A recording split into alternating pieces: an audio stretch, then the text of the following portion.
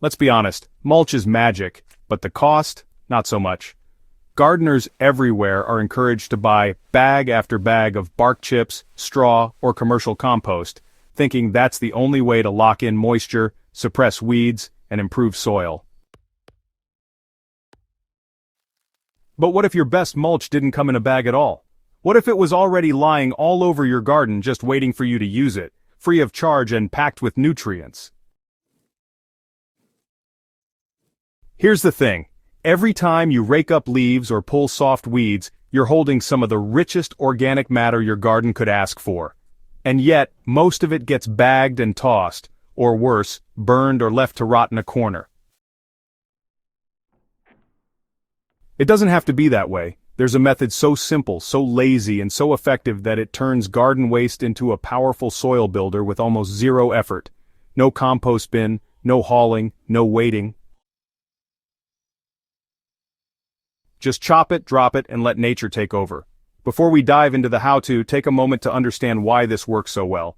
Leaves and soft weeds, especially when shredded, break down quickly. They carry trace minerals from deep in the soil, and when returned to the topsoil, they feed microbes, earthworms, and the plants you're trying to grow.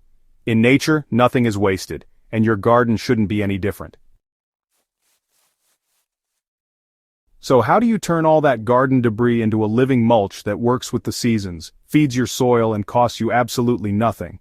It starts with a tool you probably already own, your lawnmower. When you mow over a pile of fallen leaves or soft green weeds with a mulching blade or bag attachment, you create a finely shredded material that spreads easily and decomposes quickly. These small broken pieces expose more surface area, which speeds up microbial activity and decomposition. That means faster soil improvement and, well, less chance of matting or slow breakdown.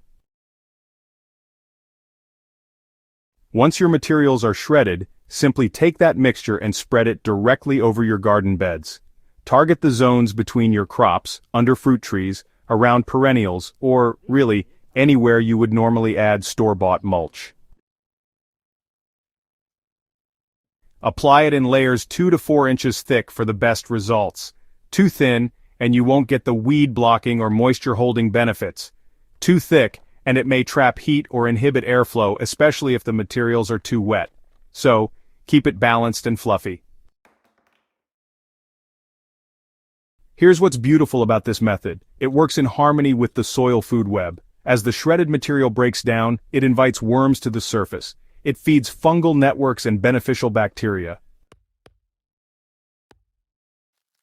And unlike some bark mulches that can pull nitrogen from your soil during decomposition, this mix of green and brown, nitrogen-rich weeds and carbon-heavy leaves creates a balanced breakdown that enriches rather than robs.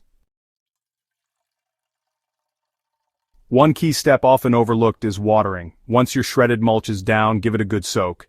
This not only helps it settle into place, but it also jump-starts the decomposition process. When the soil stays moist, it really kicks microbial activity into high gear and, it actually encourages worms to come up and check out that fresh organic layer. Over time, this mulch just kind of melts right into the soil, leaving you with humus-rich earth that's way easier to work, and honestly a lot more fertile than before. And hey, there are some extra benefits here that make this approach, well, a real lazy genius move. First off, it saves you time. Seriously, you don't need to mess around building compost bins or dragging organic matter all over your yard. The mulch just breaks down right where you need it, no extra steps required. Second, it keeps your garden clean and low maintenance. No need to stockpile leaves or make weed piles that turn slimy or stinky. As long as you chop and spread within a day or two, everything stays tidy and useful. Lastly, it's adaptable. Whether you're in a raised bed, an in-ground plot, or even working on poor clay soil, this technique works just as well. What about weed seeds, you might wonder?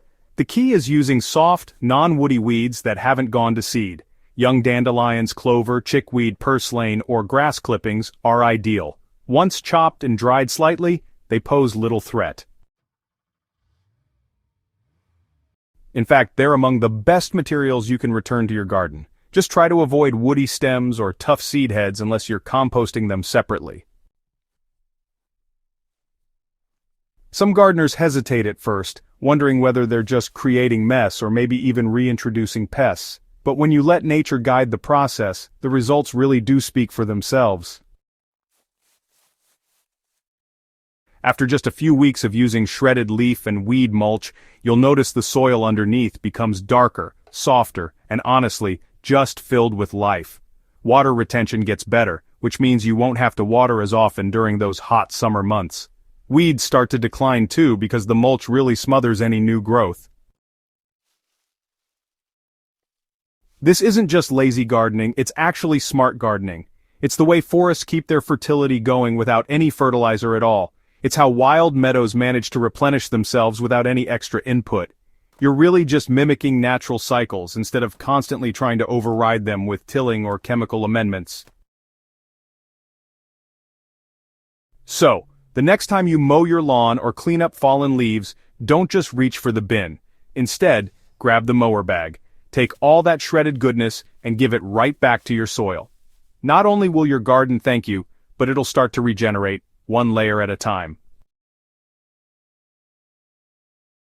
If this guide sparked a new way of thinking about mulch, or if you're already giving it a try and loving the results, go ahead and subscribe to Hydrohaven and maybe share this video with a friend who's still spending money on bagged bark. We're here to help you garden smarter, not harder. And really, with the power of shredded weeds and leaves, you can build better soil without spending a single cent.